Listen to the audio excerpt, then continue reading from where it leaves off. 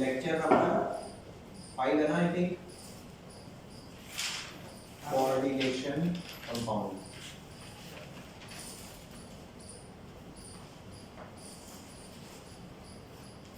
अब आप लोगों को आज मैं क्या समझाने वाला हूँ, लास्ट टाइम मैंने आपको क्या बता दिया था, टाइप्स ऑफ लिगेंड बता दिए थे, ठीक है, जिसमें लिगेंड में नेगेटिवली चार्ज थे और पॉजिटिवली चार्ज और न्यूट्रल लिगेंड थे, ठीक है। अब हम करने जा रहे हैं कि नॉमेनक्लेचर के ना कुछ रूल्स बता देता हूँ। जैसे ऑर्गेनिक केमिस्ट्री में अपने नॉमेनक्लेचर के रूल पढ़े हैं ना, वो थोड़े से क्या है, डिफिकल्ट है, इसके छोटे से हैं, बहुत ज्यादा बड़े नहीं है, ठीक है। तो एक एक करके बताता हूँ। सबसे पहला रूल क्या है कि आपके पास कंपाउंड कितने तरीके के हो सकते हैं। कुछ ऐसा हो सकता है K4FeCN6, एक कंपाउंड ऐसा हो सकता है ना जिसमें कैटायन काउंटर पार्ट हो और बाकी एनायनिक स्फीयर हो, ठीक है।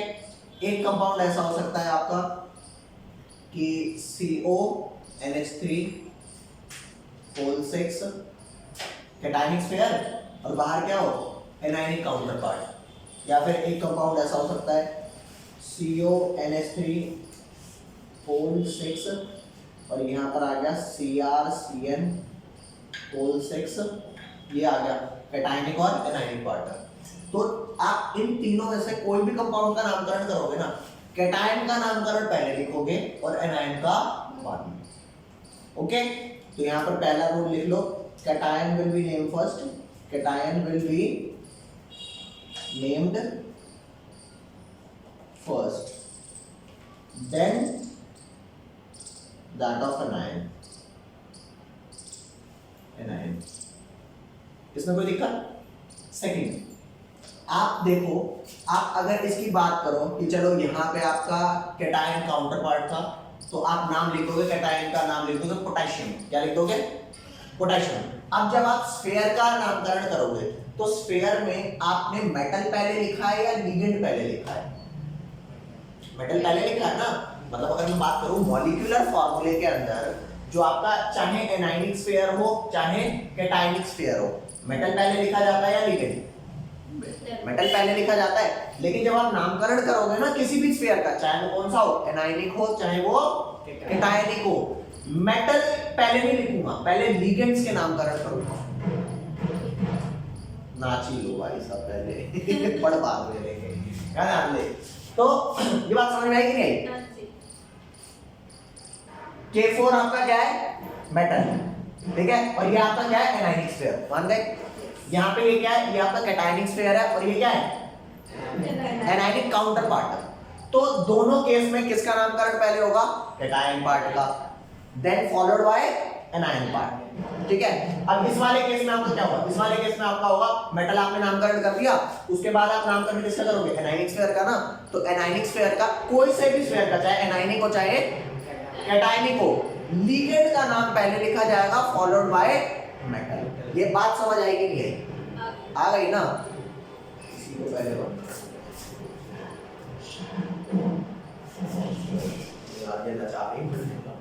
तो ये वाला मामला हो गया, ये बात समझ गए, ठीक है। तो यहां लिखना कैटायन पहले नहीं होता, ये बात आप समझ गए। सेकंड क्या आता है? व्हेन वी नेम, जब भी हम नेम करेंगे किसका? Coordination sphere. When we name coordination sphere part, ठीक है, ligands will be named first, then the name, after that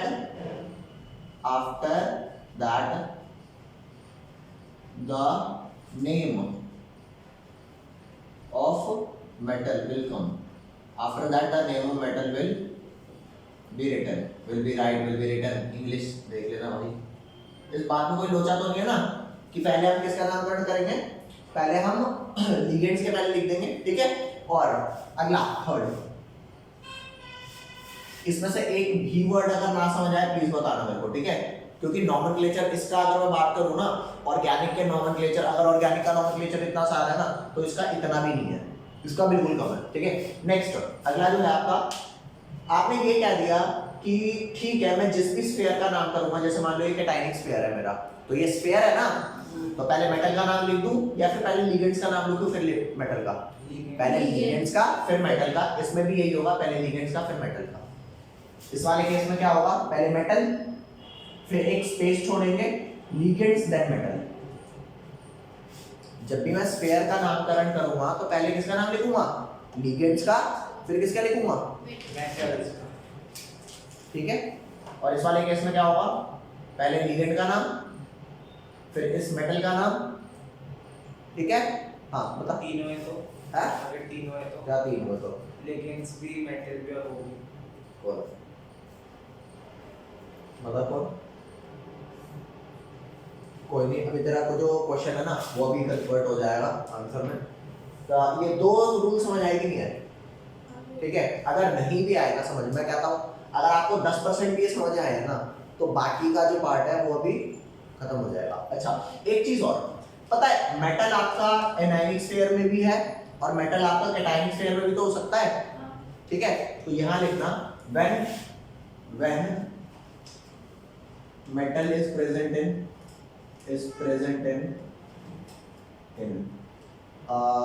cationic sphere।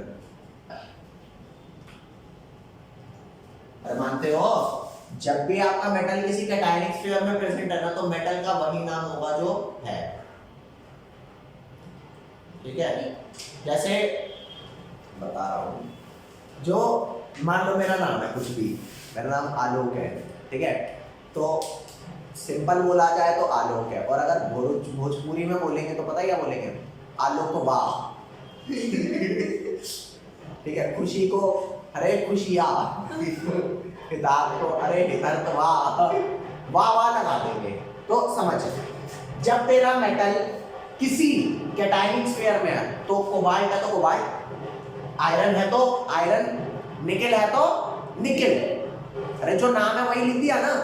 लेकिन मेटल अगर कैटायनिक एनायनिक स्फीयर में प्रेजेंट है तो इसका नाम बिगाड़ दूंगा, अब इसको आयरन नहीं लिखूंगा, बदतमीज आदमी है। आयरन लिखते तो काम चलता ना, नहीं लिखूंगा। क्या लिखूंगा आयरन को, फेरेट, नाम क्या लगा दूंगा, एट। अबे तुम्हें पता है आयरन को फेरम बोलते हैं, फेरम से एफी वर्ड आया है, तो इसका नाम निकेल। अगर मान ले निकेल आपका किसी एनायनिक स्फीयर में होता तो नाम निकेल नहीं बोलते, क्या बोलते, निकेल 8। वाह भाई वाह, तो तुम पागल हो गए भाई, जो नाम है सिंपल रहते, देख लेंगे कैटायनिक में या एनायनिक में, लेकिन नहीं। तो वही वाली बात है, when metal is present in cationic sphere, when metal is present in cationic sphere कोई नहीं भाई, 5 किलो और क्या, ठीक है भाई। when metal is present in cationic sphere, it मेरी तो गई भाई, हम खुशी की बात आता है क्या नाम दे, it will be named as, क्या बोलेंगे, जो इसका नेम है वही आएगा, it will be named as it is। very nice, ठीक है। लेकिन अगर एनायनिक स्फीयर में अगर मेटल है तो उसके नाम के आगे 8 लगा देंगे, ठीक है। But in case of metal present in anionic sphere, present in anionic, कितने रूल्स है सर? बस अब इसके बाद हम वही कर रहे होंगे नॉमेनक्लेचर, ठीक है। But in case of metal present in किसमें, anionic sphere, 8 will be added in the end of metal name। विद्या में अरे मुको भाई या, तो ये आपका हो गया क्या, but in case of metal present in anionic sphere 8, ये शायद ऐसा लग रहा था कि स्फीयर के आगे 8 लिखा है ना, 8 will be added in the name of metal ion, ठीक है। जैसे मान के चलो अगर कैटायनिक स्फीयर में मेटल है, यहाँ पे मैंने लिख दिया कैटायनिक स्फीयर का मेटल है, और यहाँ मैं क्या लिख रहा हूँ एनायनिक स्फीयर। तो अगर मान करके चलो निकेल है, निकेल, तो यहाँ पर क्या लिखूंगा कैटायनिक स्फीयर में निकेल लिख दूंगा, लेकिन यहाँ क्या लिखूंगा निकेल। बल्ले बल्ले बल्ले, निकेल की क्या स्पेलिंग होती है? KEL होती है। हाँ KEL, निकेलेट। समझ गया बात? नहीं समझे? अगर मान लो यहाँ पर कुछ नाम तो आप लिख दोगे, जैसे निकेल का निकलेट हो गया, है ना, और बता देता हूँ, जैसे Fe है, Fe को यहाँ तो आयरन लिखते हैं, लेकिन यहाँ पर पता है क्या लिखते हैं? फेरेट। हाँ, इसको आयरनेट नहीं लिखते, फेरेट। यहाँ पर आपका सिल्वर, Ag क्या होता है?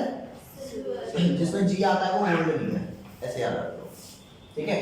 तो इसको सिल्वर बोलते हैं यहाँ पर, लेकिन सिल्वर का एक्चुअल नाम अर्जेंटम होता है, Ag, ठीक है? तो इसे बोलते हैं अर्जेंट।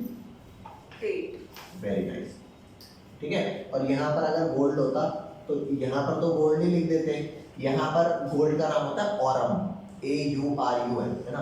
तो ये बन जाता है AURATE, ऑरेट, ठीक है? अगर मान लो कॉपर होता Cu, तो यहाँ पे कॉपर लिख देते, ठीक है? यहाँ लिख देते क्यूपरेट। अगर जिंक होता तो यहाँ पे जिंक लिख देते, यहाँ क्या लिख देते थे? जिंक।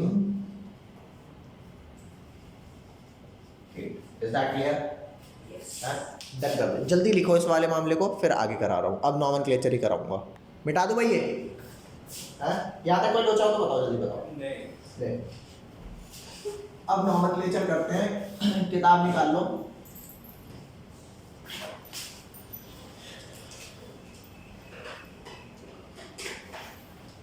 ला भाई बुक देख। आप कहाँ पे आओगे? इंडेक्स का ना आपका क्वेश्चन दे रखा है, कौन सा? इंडेक्स का 9.1 वो वाला दे रखा है जो अनसॉल्व्ड है, अनसॉल्व्ड 9.1 क्वेश्चन, ठीक है? ये निकाल दो, पेज नंबर 251 पे है, करते हैं, मजा आएगा आपको भाई साहब। इंडेक्स क्वेश्चन 9.1 है ना, NCERT। तो इसमें ना भाई, क्योंकि आप क्वेश्चन खुद ही देख लोगे, करा चुका। ये करवा दिया, अजीब मतलब ही नहीं है, तुम्हें करा दिया। तुम भी देख लो बच्चों, कौन से वाला क्वेश्चन करा रहा हूँ। एक सेकंड, ये दिख नहीं रहा होगा ना, यहाँ पे क्वेश्चन मैं, क्योंकि ना क्वेश्चन नहीं लिखूंगा, ये लिखा हुआ है कौन से नंबर पेज पे? ये लिखा है 251 पेज पे लिखा है, जहाँ पे आइसोमर्स चालू है, ठीक है? इससे ऊपर क्वेश्चन है, मैं क्वेश्चन नहीं लिख रहा, क्वेश्चन बड़े हैं क्योंकि, ठीक है भाई? तो ये वाले क्वेश्चन है, इसमें सबसे पहला नाम क्या लिखा है बच्चों, याद है देना। सबसे पहला नाम इसमें लिखा है टेट्रा अमीन। चेक करके देखो, डायरेक्ट लिगेंड से स्टार्ट है, डायरेक्ट लिगेंड से स्टार्ट है, मतलब कैटायनिक स्फीयर होगा कि नहीं होगा?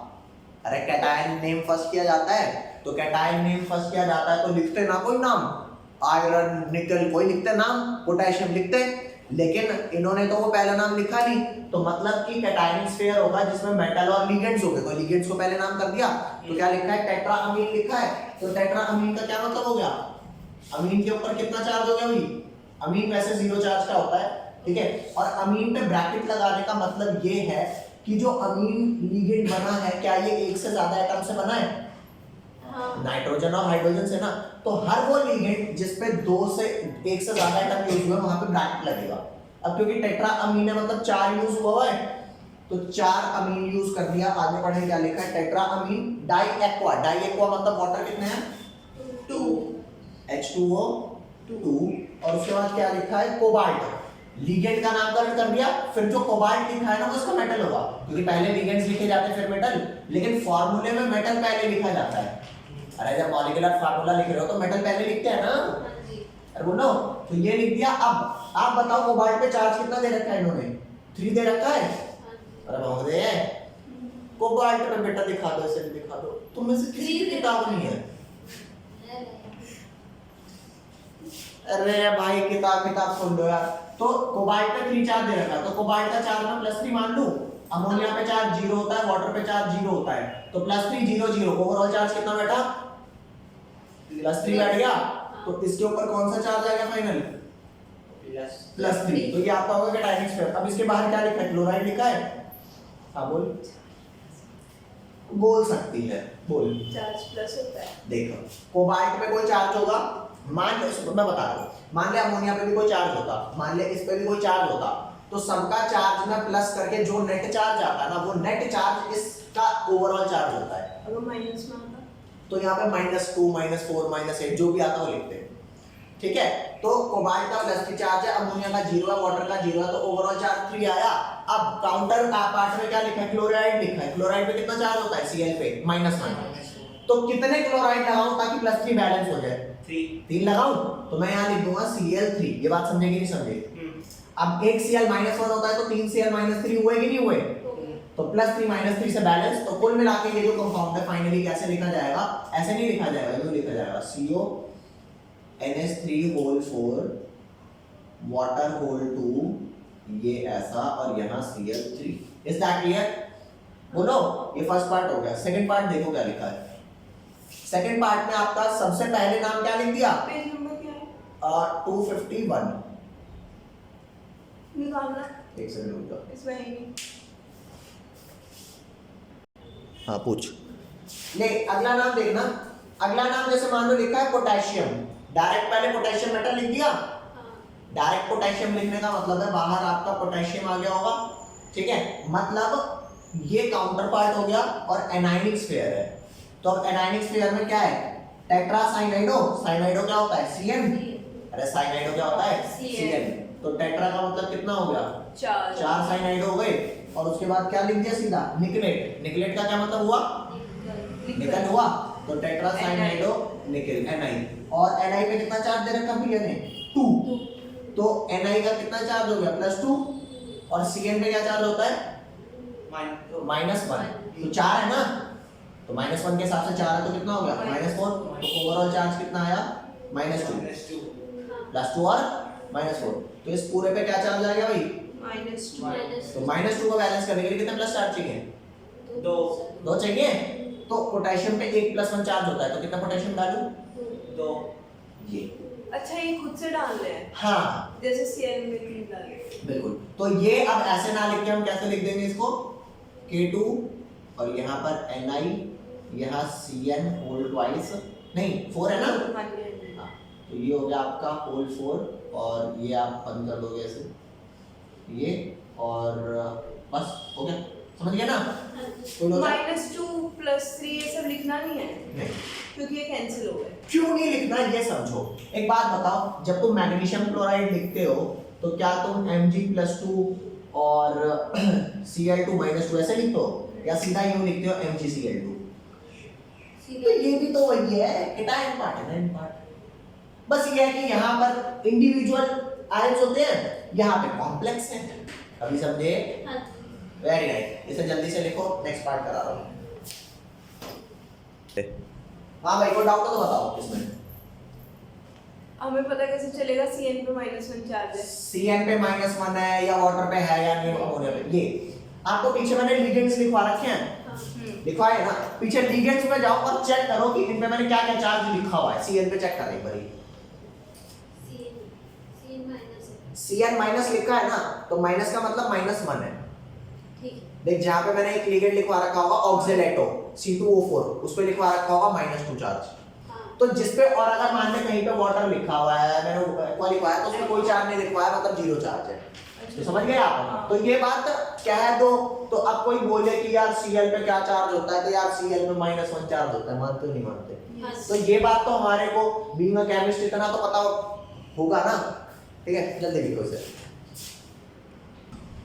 हाँ भाई बच्चों याद देना, थर्ड वाले केस में ना एक वर्ड यूज किया हुआ है ट्रेस। तो ट्रेस कहाँ पे लगता है ये समझो। जैसे मान करके चलो आपका लिगेंड जो होता है ये वाला NH2 CH2 CH2 NH2, भाई तसल्ली से देखिए रे, इसको ये लिगेंड है। हाँ, इसको शॉर्ट फुल फॉर्म में इसको क्या लिखते हैं? इथेन 1 2 डाइअमीन। तो यहाँ लिख देते हैं इथेन 1, 2 डाइअमीन। लिख दिया भाई नाम। शॉर्ट फॉर्म में क्या लिख देते हैं इसको? EN लिख देते हैं, EN एक्सेप्टेड है इसका, ठीक है। तो अब क्या मैं कह सकता हूं कि इसके नाम के अंदर ही एक वर्ड आ रहा है डाई? आ रहा है। कोई ऐसा लीगेंड जिसके नाम में ही वर्ड आ जाए डाई, ट्राई, टेट्रा, मतलब नाम के अंदर ही न्यूमरल आ जाए, डाई, ट्राई, टेट्रा ये सब आ जाए, ठीक है। तो वो कितने हैं ये हम इससे नहीं बताएंगे डाई ट्राई से। मान ले कहीं पर EN के 2 लीगेंड लगे हैं तो कोई बंदा यूं लिखेगा ना, डाई इथेन 1,2 डायमीन। अरे बोलो, यस हाँ। आपके हिसाब से तो यही लिखना चाहिए ना। यस तो ये भाई साहब ये कहते हैं कि अगर कहीं पर इथेन 1,2 डायमीन जिसके नाम में ही डाई वर्ड आ रहा है वो 2 है तो उसे डाई नहीं लिखेंगे, क्या लिखेंगे? डाई को रिप्लेस कर देंगे बिस से। बिस मतलब अगेन, मतलब वही बोलूं मैं, क्या ही बोलूं। जब कोई लीगेंड जिसके नाम में डाइट्राई आ रहा है वो 2 हैं तो वर्ड यूज होता है बिस। जब वो 3 हैं तो वर्ड होता है ट्रिस ट्रिस। मजे ही मजे। जब वो 4 हैं तो टेट्रा ना यूज होके क्या यूज होता है? टेट्रा नहीं, Tetris। टेट्रिस नहीं, टेट्राकिस। टेररिस्ट भी क्या ही बोलूं भाई साहब, टेट्राकिस, टेट्रा ठीक है। 5 हैं, अगर 5 हैं, अगर 5 हैं तो क्या यूज होगा? पेंटाकिस, ठीक है बच्चों, इतना खुश मत हो ठीक है भाई, ये समझ गया बात। तो ट्रिस क्या शो कर रहा है कि वो जो इथेन 1,2 डायमीन है वो कितने हैं? 3 है। 3 है। वो लिखने को तो यार सिंपली ट्राई भी लिख सकते थे लेकिन बदमाश आदमी है भाई साहब, सीधा सीधा बच्चा सीख जाए कैसे काम चलेगा, है ना, कोर्स कैसे बढ़ेगा। तो इसलिए अब थर्ड वाले का जरा नाम बता दो, थर्ड वाले का नाम क्या है? ये तो मैंने चलो बता दिया। थर्ड वाले का फाइनल क्या नाम है? इसमें लिखा हुआ है ट्रिस इथेन 1,2 डायमीन ना, डायरेक्ट लीगेंड पहले दे रखा है, मतलब ये कैटायनिक स्फीयर वाला पार्ट है। तो ट्रिस इथेन 1,2 डायमीन, क्रोमियम का मतलब हो गया इथेन 1,2 डायमीन कितने हैं? भैया। 3 है। बधाई हो बेटा, बस एक चीज गलत कर दी तूने, क्या ध्यान दे, ये बता रहा हूं क्या गलत है। ये हो गया EN3, क्रोमियम 1 लगेगा और क्रोमियम 3 नहीं है, क्रोमियम पे चार्ज +3 है बेटा। ये तो कंफ्यूजन है, पता कैसे चलेगा चार्ज है या वो 3 है। जो क्रोमियम इसके आगे लिखा हुआ है उसके आगे 3 लिखा है ना, तो ये 3 का मतलब है क्रोमियम का चार्ज +3 है। अगर 4 लिखा होता तो क्या चार्ज होता? जो ब्रैकेट में है। हाँ, अच्छा, रोमन न्यूमरल्स में लिखा है और इथेन 1,2 डायमीन का 0 चार्ज होता है तो plus- Cl3 हो जाएगा। हाँ, तो यहाँ पे +3 चार्ज आया तो यहाँ Cl3 हो गया, समझ गया ना? हाँ। Very nice. तो ये आपका कंपाउंड लिख दिया। अब एक बात बताओ, बम बोले, हाँ तुम थर्ड कर लिया ना, 4th 5th होमवर्क में डाल दो, 6th में अभी करवा रहा हूँ, ठीक है। 6th वाला थोड़ा सा टिपिकल है, जल्दी लिखो फिर 6th करवाता हूँ। इतने वो राइट वाले लिख लेना, वो मिटाऊंगा। 4th वाला ध्यान देना, 4th वाले में क्या लिखा है? मैं 4th 5th तो बोल दीजिए। 4th वाले में लिखा है अमीन, ब्रोमाइडो, क्लोराइडो, नाइट्राइटो, एन। पहले तो पढ़ना सीख लो, ठीक है। अमीन का मतलब क्या हो गया? NH3। ब्रोमाइडो का मतलब हो गया Br, अमीन पे ये आएगा Br। अच्छा, चार्ज यहाँ नहीं लिखते, क्लोरिडो पे ये, और नाइट्राइटो एन का मतलब होता है NO2, और क्या है? प्लैटिनेट 2 ना, तो प्लैटिनेट का मतलब हो गया Pt। और क्योंकि प्लैटिनेट लिखा है ये बात शो करता है कि ये एनायनिक स्फीयर है, बोलो। हाँ जी। तो नेगेटिव चार्ज आना चाहिए ना। हाँ, तो ये प्लैटिनम पे 2 चार्ज दे रखा है, +2, इसका 0 होता है, इसका -1, इसका -1, इसका -1, तो ओवरऑल चार्ज कितना होगा बेटा? -1, +2 -3 -1, 10 हो गया 5th। अरे बहुत दो, इस एनायनिक स्फीयर का क्या कैटायनिक पार्ट इन्होंने दिया है? अजी नहीं दिया ना। नेक्स्ट आ जा, अगला क्या लिखा है पढ़? डाइक्लोरिडो, डाइक्लोरिडो खत्म। अब बिस वर्ड ये बताता है कि अगला लीगेंड बिस 2 है, तो लिखो डाइक्लोरिडो का क्या मतलब हो गया? Cl2 Cl2 और En2 बेस इथेन 1,2 डायमीन का मतलब हो गया En2। बधाई हो। आगे प्लैटिनम 4, ओके। Pt पे क्या चार्ज है बेटा? चार्ज। यहाँ +4, यहाँ चार्ज हो गया, यहाँ -2 चार्ज हो गया, और En पे 0, तो इस पे आ गया चार्ज +2। और बाहर कौन है बेटा? नाइट्रेट ना, तो नाइट्रेट होता है NO3, और NO3 पे क्या चार्ज होता है?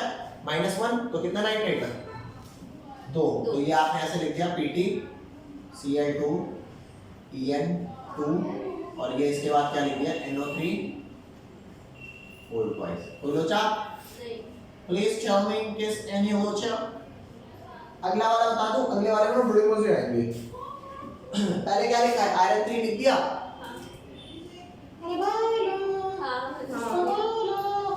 आयरन 3 का क्या मतलब है?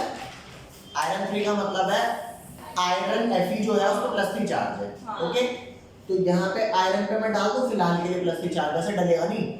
अच्छा ठीक है। ठीक है, चल छोड़ दूं, लिख दे कि इस पे +3 चार्ज है फिलहाल के लिए भी। फाइनल जब लिखूंगा तो चार्ज नहीं डालूंगा। ओके। आगे क्या लिखा है हेक्सासाइनाइडोफेरेट 2, हेक्सासाइनाइडोफेरेट 2। तो हेक्सासाइनाइडो का क्या मतलब हो गया CN6 और फेरेट 2। फेरेट 2 मतलब आयरन पे कौन सा चार्ज हो गया 2 आयरन पे +2 चार्ज हो गया और Cn पे -1 होता है तो -6, तो टोटल कितना चार्ज आया -4। Very nice. तो इस पे +3 चार्ज है, इस पे -4 चार्ज है। तो आपको याद है वो हम ऐसे करा करते थे कैल्शियम पे +2, फॉस्फेट पे -3 तो 2 3 3 तो हम ऐसे करते थे ना ए 9वीं क्लास में। Ca3PO4 whole twice करते थे। MgCl2 कैसे बनता है? Mg पे +2 चार्ज, Cl पे -1 तो यहाँ 1 यहाँ 2 डाउन डाउन करते हैं नहीं करते? Cross multiply. हाँ करते हैं ना। तो इस पे पूरे पे -4 चार्ज आ गया और इस पे क्या चार्ज है? +3। अब मैं कोई भी ऐसा नंबर नहीं है जो डायरेक्ट सिर्फ यही मल्टीप्लाई कर दूं तो -4 के बराबर हो जाए, नहीं है ना। हाँ। तो हम यहाँ लिख देंगे, देखो ये लिखा आयरन, यहाँ लिख दिया 3 और यहाँ लिख दिया FeCN6। क्या चार्ज हो गया 4, तो ये और ये अरे बोल दे तो Fe4 आया और ये FeCN क्या हो गया होल 6 3। अब बता समझ आया नहीं आया? हाँ। बोलो पक्का ना? हाँ। अच्छा झूठ मत बोलना, कितने % ये क्वेश्चन समझ आया? लास्ट जितना 5%। चार्जेस वाला 70 पर पूरा भी नहीं आया हैं? हमें पता कैसे चलेगा वो बाहर आएगा या ब्रैकेट के अंदर आएगा? कौन? जैसे ये Fe है 1 2 3 Fe है ना, तो सबसे पहले आयरन लिख दिया। आयरन के बाद इन्होंने चेक कर लिगेंड लिखा है हेक्सासाइनाइडो, और हेक्सासाइनाइडो और आयरन के बीच में चेक कर एक गैप है कि नहीं है, हल्का सा चेक कर, एक गैप है। ये है। तो वो गैप ये शो करता है कि पहले तेरा मेटल वाला पार्ट खत्म हो गया काउंटर आयन, अब एनायनिक लिगेंड का पार्ट है। और जहां पे चेक कर जहां पे कैटायनिक स्फीयर होगा उससे पहले वाले क्वेश्चन में, तो जो कैटायनिक स्फीयर ये पूरा नाम कर देंगे ना, देख डाइक्लोराइड ऑफ ब्रिसिलियम इनटू डायमीन, तो प्लैटिनम 4 लिखने के बाद एक गैप छोड़ा हुआ है, वरना चिपका भी तो सकते थे। हाँ। तो वो गैप का मतलब ये है कि भाई आपका वो मामला खत्म हो चुका, आप जो आपको ब्रैकेट ब्रैकेट डालना डाल दो। ठीक है भाई, ठीक है। आज ये कर लो, नेक्स्ट क्लास में अगला वाला क्वेश्चन करा दूंगा। और हाँ, और अगली क्लास में आपका आइसोमेरिज्म कराऊंगा। अगली क्लास बहुत इंपॉर्टेंट है, अगर तुम एक काम कर सको ना, कल ही बताओ कल स्कूल जा रहे हो? हाँ। कोई नहीं, परसों फिर हम मिलेंगे, ठीक है, बट टाइम से पहले आ जाना। ठीक है भाई, बाय बाय।